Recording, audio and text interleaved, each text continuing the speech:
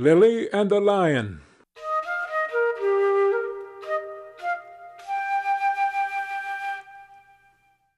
A merchant who had 3 daughters was once setting out upon a journey, but before he went he asked each daughter what gift he should bring back for her.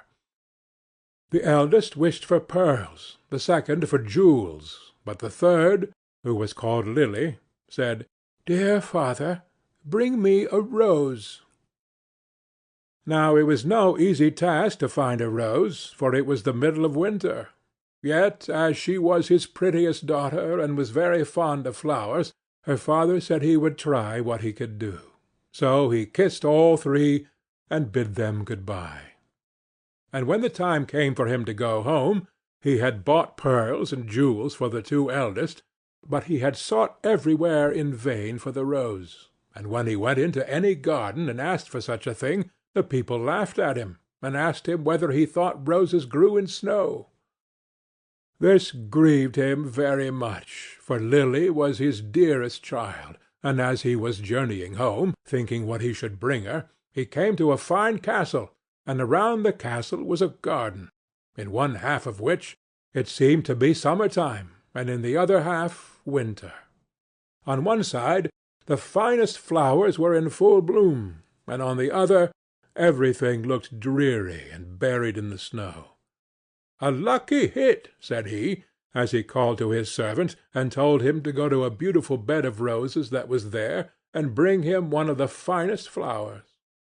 This done, they were riding away well pleased, when up sprang a fierce lion, and roared out, "Whoever has stolen my roses shall be eaten up alive."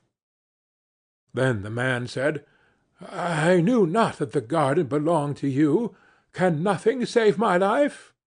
"No," said the lion, "nothing, unless you undertake to give me whatever meets you on your return home. If you agree to this, I will give you your life, and the rose too for your daughter." But the man was unwilling to do so, and said, "It may be my youngest daughter, who loves me most, and always runs to meet me when I go home." Then the servant was greatly frightened, and said, "It may perhaps be only a cat or a dog." And at last the man yielded, with a heavy heart, and took the rose, and said he would give the lion whatever should meet him first on his return. And as he came home, it was Lilly, his youngest and dearest daughter, that met him. She came running, and kissed him, and welcomed him home, and when she saw that he had brought her the rose, she was still more glad. But her father began to be very sorrowful, and to weep, saying, "Alas, my dearest child, I have bought this flower at a high price, for I have said I would give you to a wild lion, and when he has you, he will tear you in pieces and eat you." Then he told her all that had happened, and said that she should not go, let what would happen. But she comforted him, and said, "Dear father, the word you have given must be kept. I will go to the lion, and soothe him. Perhaps he will let me come home safe again." The next morning she asked the way she was to go, and took her leave of her father, and went forth with a bold heart into the wood. But the lion was an enchanted prince. By day he and all his court were lions, but in the evening they took their right forms again, and when Lilly came to the castle, he welcomed her so courteously that she agreed to marry him. The wedding feast was held, and they lived happily together a long time. The prince was only to be seen as soon as evening came, and then he held his court. But every morning he left his bride and went away by himself, she knew not whither, till the night came again. After some time he said to her, "Tomorrow there will be a great feast in your father's house, for your eldest sister is to be married, and if you wish to go and visit her, my lions shall lead you thither." Then she rejoiced much at the thoughts of seeing her father once more, and set out with the lions. And every one was overjoyed to see her, for they had thought her dead long since. But she told them how happy she was, and stayed till the feast was over, then went back to the wood. Her second sister was soon after married, and when Lily was asked to go to the wedding, she said to the Prince, "I will not go alone this time. You must go with me." But he would not, and said that it would be a very hazardous thing, for if the least ray of the torchlight should fall upon him, his enchantment would become still worse, for he should be changed into a dove, and be forced to wander about the world for 7 long years. However, she gave him no rest, and said she would take care no light should fall upon him. So at last they set out together, and took with them their little child, and she chose a large hall with thick walls for him to sit in while the wedding torches were lighted. But, unluckily, no one saw that there was a crack in the door. Then the wedding was held with great pomp, but as the train came from the church and passed with the torches before the hall, a very small ray of light fell upon the Prince.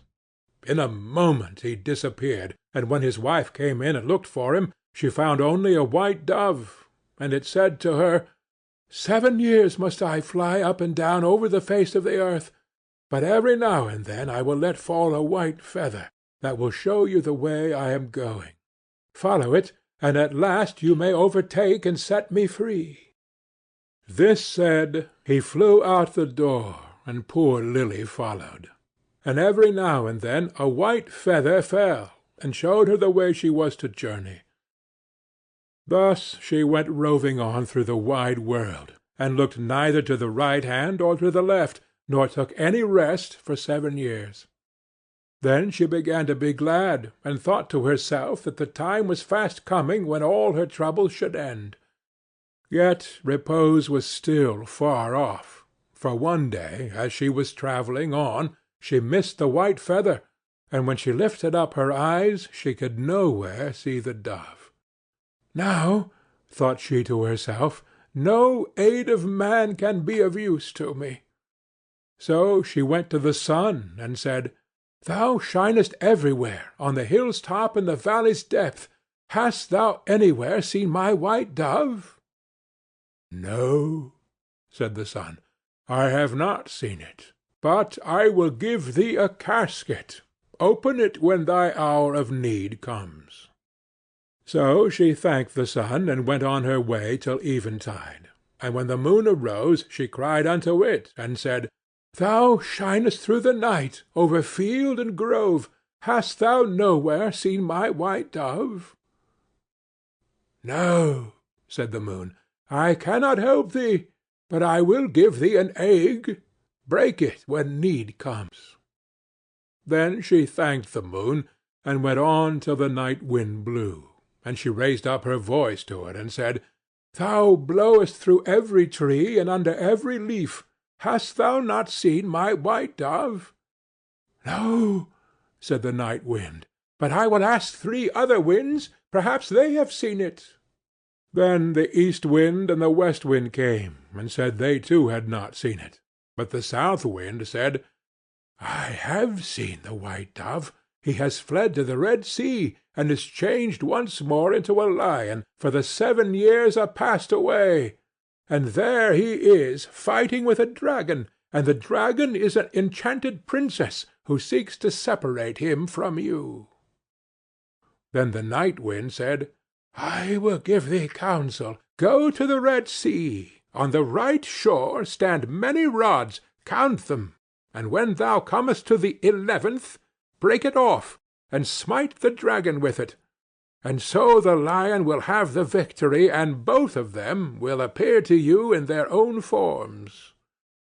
Then look round, and thou wilt see a griffin, winged like a bird, sitting by the Red Sea.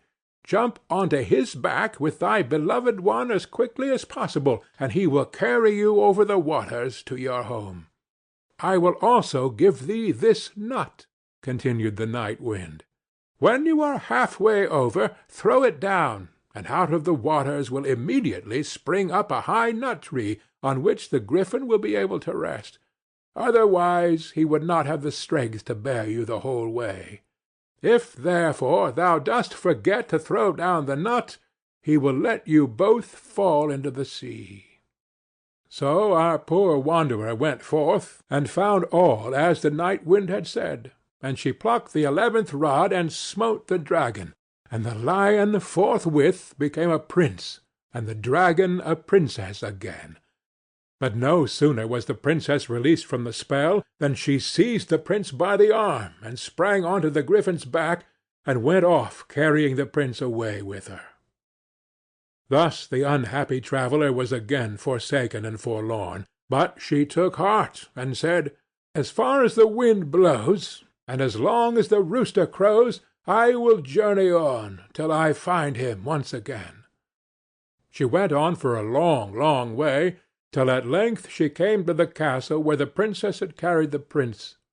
And there was a feast got ready, and she heard that the wedding was about to be held. "Heaven aid me now," said she, and she took the casket that the sun had given her, and found that within it lay a dress as dazzling as the sun itself. So she put it on, and went into the palace, and all the people gazed upon her. And the dress pleased the bride so much that she asked whether it was to be sold. "Not for gold or silver," said she, "but for flesh and blood." The princess asked what she meant, and she said, "Let me speak with the bridegroom this night in his chamber, and I will give thee the dress." At last the princess agreed, but she told her chamberlain to give the prince a sleeping draught, that he might not hear or see her. When evening came, and the prince had fallen asleep, she was led into his chamber, and she sat herself down at his feet, and said, "I have followed thee 7 years. I have been to the sun, the moon, and the night wind to seek thee, and at last I have helped thee to overcome the dragon. Wilt thou then forget me quite?" But the prince all the time slept so soundly that her voice only passed over him, and seemed like the whistling of the wind among the fir trees. Then poor Lily was led away, and forced to give up the golden dress, and when she saw that there was no help for her, she went out into the meadow, and sat herself down and wept. But as she sat, she bethought herself of the egg that the moon had given her, and when she broke it, there ran out a hen and 12 chickens of pure gold, that played about, and then nestled under the old one's wings, so as to form the most beautiful sight in the world. And she rose up, and drove them before her, till the bride saw them from her window, and was so pleased that she came forth and asked her if she would sell the brood. "Not for gold or silver, but for flesh and blood. Let me again this evening speak with the bridegroom in his chamber, and I will give thee the whole brood." Then the princess thought to betray her as before, and agreed to what she asked. But when the prince went to his chamber, he asked the chamberlain why the wind had whistled so in the night. And the chamberlain told him all, how he had given him a sleeping draught, and how a poor maiden had come and spoken to him in his chamber, and was to come again that night. Then the prince took care to throw away the sleeping draught, and when Lily came and began again to tell him what woes had befallen her, and how faithful and true to him she had been, he knew his beloved wife's voice, and sprang up, and said, "You have awakened me as from a dream, for the strange princess had thrown a spell around me, so that I had altogether forgotten you. But heaven hath sent you to me in a lucky hour." And they stole away out of the palace by night unawares, and seated themselves on the griffin, who flew back with them over the Red Sea. When they were half-way across, Lily let the nut fall into the water, and immediately a large nut-tree arose from the sea, whereon the griffin rested for a while, and then carried them safely home. There they found their child, now grown up to be comely and fair, and after all their troubles they lived happily together to the end of their days.